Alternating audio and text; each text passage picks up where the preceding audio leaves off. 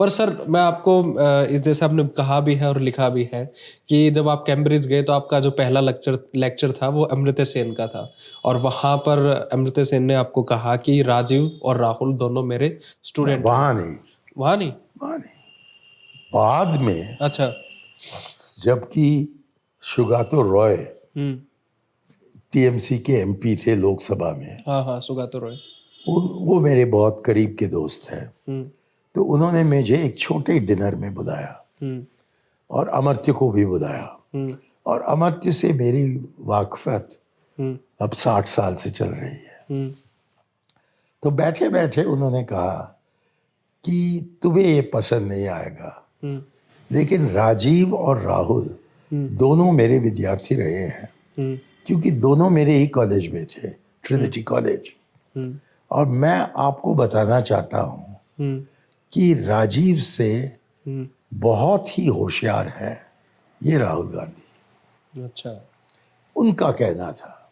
हम्म अब अमर्त्य सेन तो एक नोबेल लॉरिएट है, हाँ वो ट्रिनिटी कॉलेज के मास्टर रहे हैं, हाँ उन्होंने विद्यार्थियों को पढ़ाया है हाँ पिछले 60-70 साल से। हाँ। तो मैं कौन हूँ हम्म उनके बारे में ये कहने का कि वो गलत है उनका उपाय। अच्छा लेकिन मैं इंतजार में हूँ अच्छा। कि जो होशियारी हम्म राहुल में हो हम्म वो व्यक्त करे, ओके। और व्यक्त तभी होगा हाँ, जबकि उनके सर पर ताज लगाया जाएगा।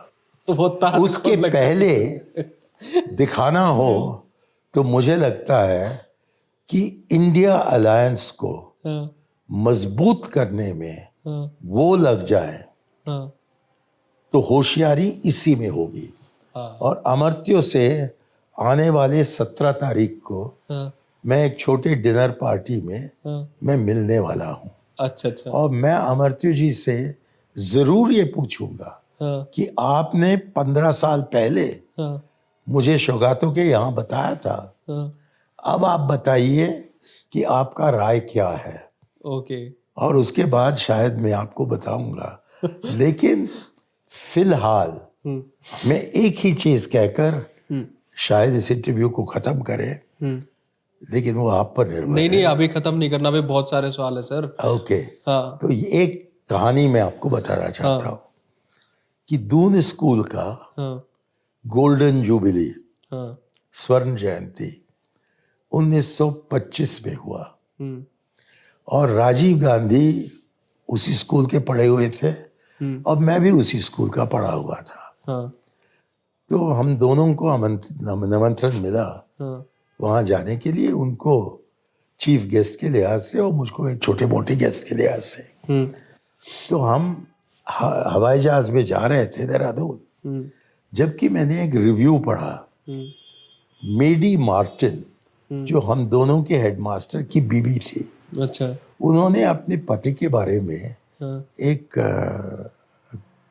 कथा लिखी थी, हाँ बायोग्राफी, जिसमें उन्होंने कहा कि जब जवाहरलाल नेहरू स्कूल आए हाँ तो सब लोग ढूंढ रहे थे कि उनके पोते जो है राजीव, हाँ वो है कहाँ। हाँ और बिल्कुल आदमी गायब, किसी को नहीं पता कि वो कहाँ है। हाँ तो उन्होंने लोगों को इधर भेजा उधर भेजा, हाँ और 72 एकड़ का एस्टेट है, हाँ तो कहीं भी छिप सकते थे।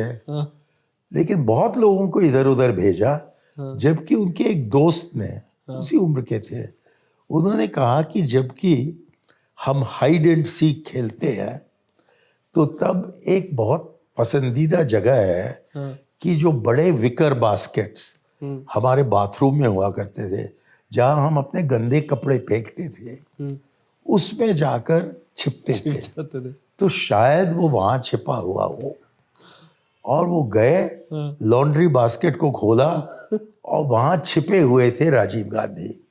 अच्छा। तो उसी दिन हाँ दोपहर को मुझे राजीव जी से मिलना था। हाँ तो मैं गया, हमारा काम जो है वो ख़त्म हुआ जल्दी, और मुझे लग रहा था कि वो रेडी है मेरे साथ बात करने की।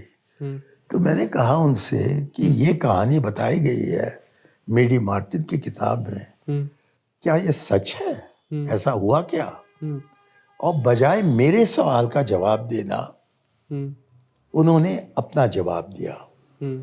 उन्होंने कहा कि ये नहीं कि मैं इन विषयों के बारे में सोचता नहीं था, लेकिन यदि मैं अपना राय व्यक्त करूं और वो पंडित जी के खिलाफ हो, तो मेरे सारे साथीगण कहने लगेंगे कि जबकि पंडित जी ये कह रहे हैं, तुम कौन हो उनको खिलाफ जाने के लिए।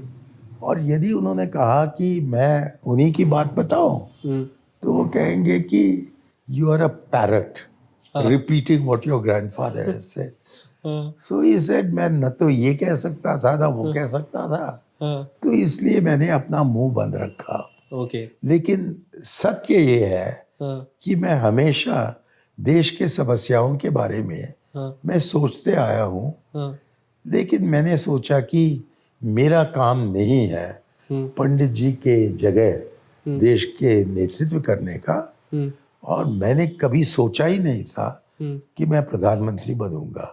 लेकिन जब मैं प्रधानमंत्री बना, तो जितने भी सोच मेरे मन में थे उन सबको व्यक्त करने का मौका मुझे मिला। और आप ही देखिए मेरे दूसरे किताब से कि कितने नए नए चीज उन्होंने करवाए।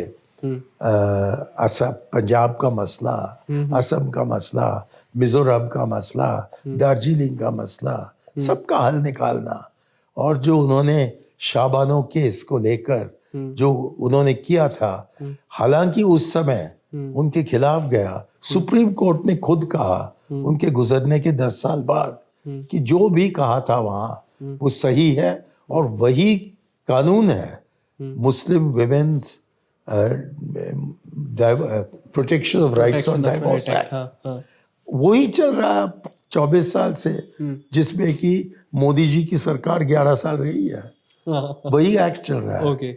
वैसा ही बोफर्स के बारे में। तो हमें नहीं पता कि इस देश के भविष्य के लिए, मैं उनकी अपनी भविष्य के बारे में नहीं बोल रहा हूँ, मैं पार्टी के भविष्य के बारे में नहीं बोल रहा हूँ, मैं कह रहा हूँ कि देश के भविष्य के लिए उन्होंने क्या छिपा कर रखा है अपने दिल में या अपने मन में। और जब तक कि वो दिखाते हैं कि कुछ भी नहीं है या बहुत कुछ है, मैं क्यों टिप्पणी आगे से दूं। ओके।